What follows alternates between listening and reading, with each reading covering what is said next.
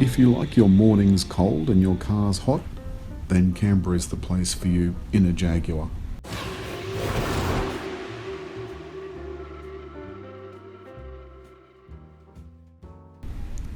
Our Jaguar XJ is the 2017 long wheelbase autobiography. In the narrow lanes of Canberra, the Jaguar looks right at home. On these smooth roads, the ride is nothing short of sublime. But on the highway, it's no slouch either.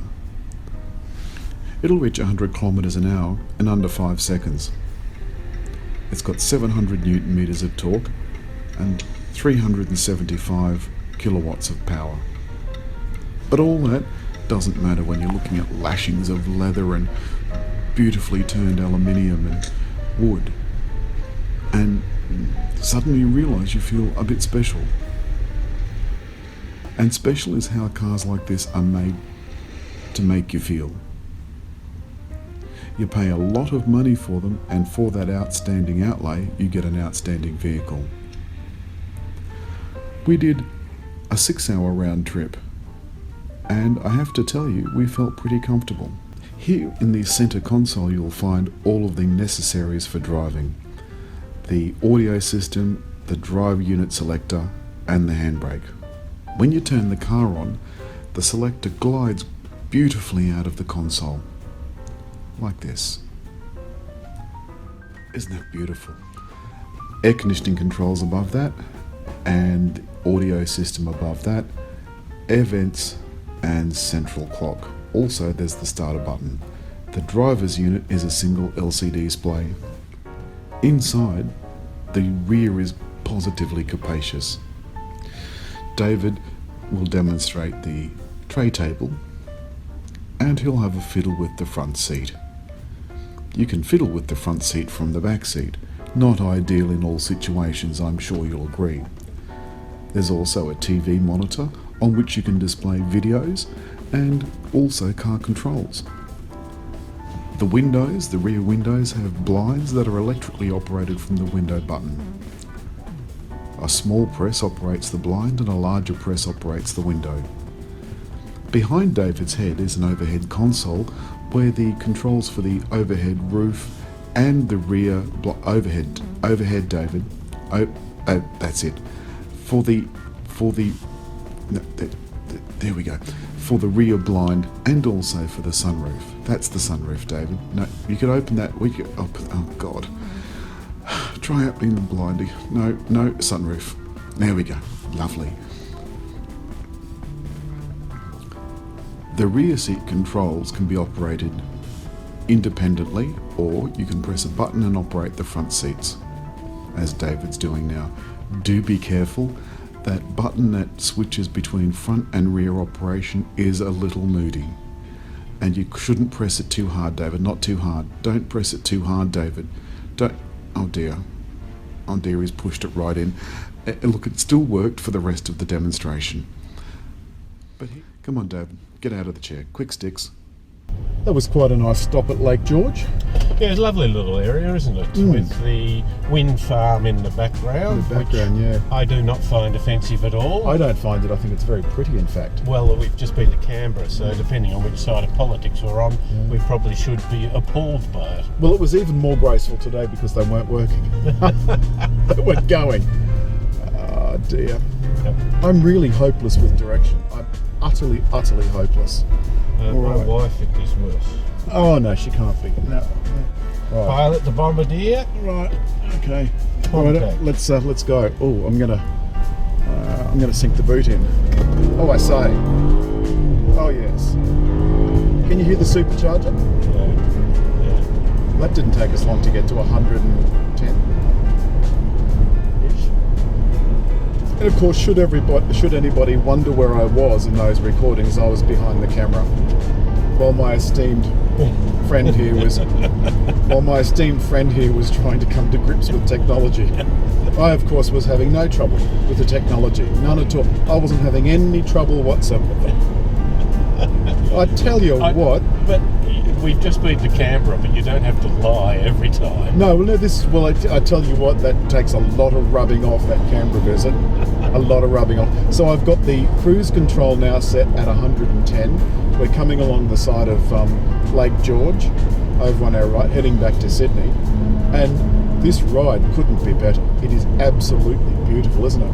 Oh, it's a lovely ride. This concrete road surface is a little coarse in the noise that's coming from it. I don't think that's a bad reflection on the car. It's a reflection on the type of road that we're on. When we came out from the rest stop there, you had to accelerate hard to get onto the main drag in front of other vehicles. Enough of a gap, but did this make it comfortable?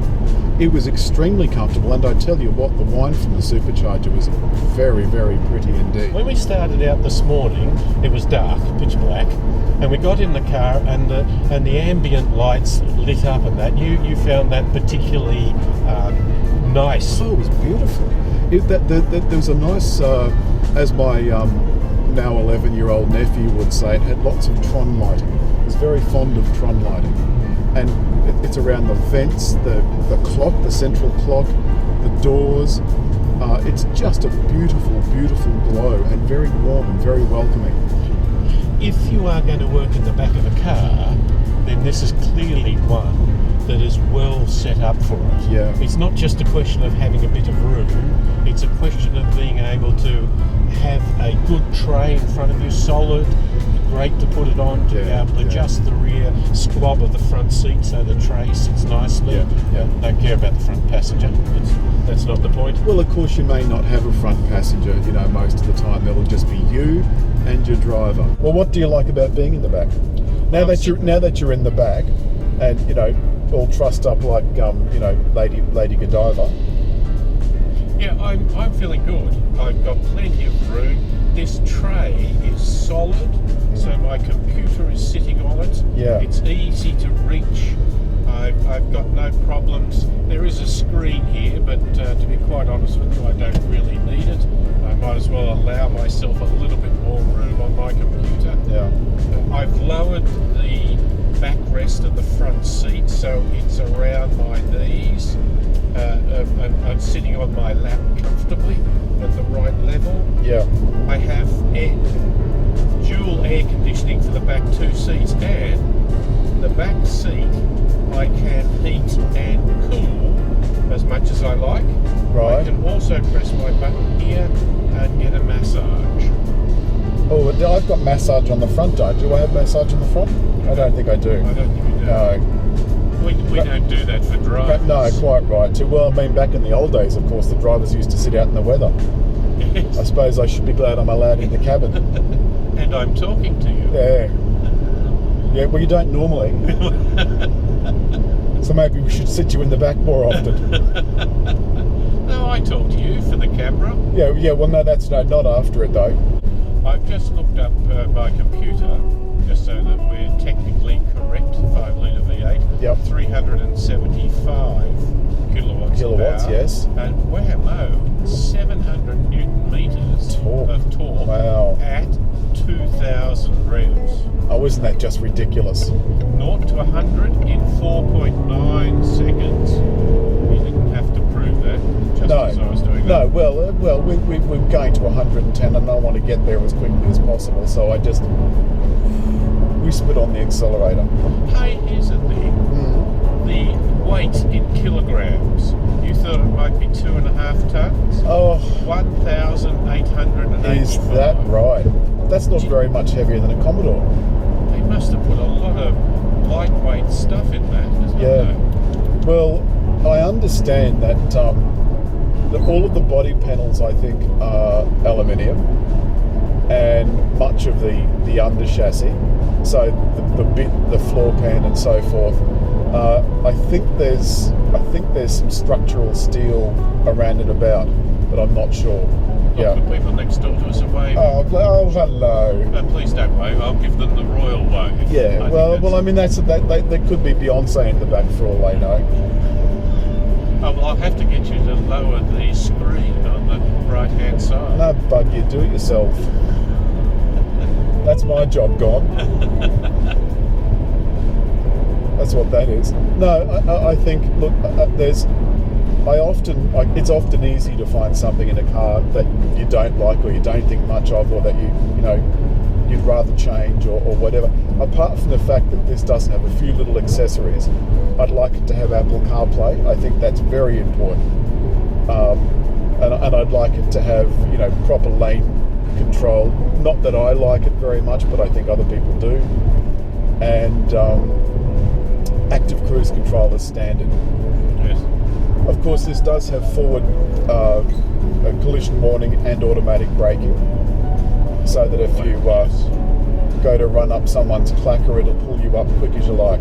Well, yeah, you'd be very disappointed that if it didn't have those level of safety that I think is a fine idea. It's also got park assist.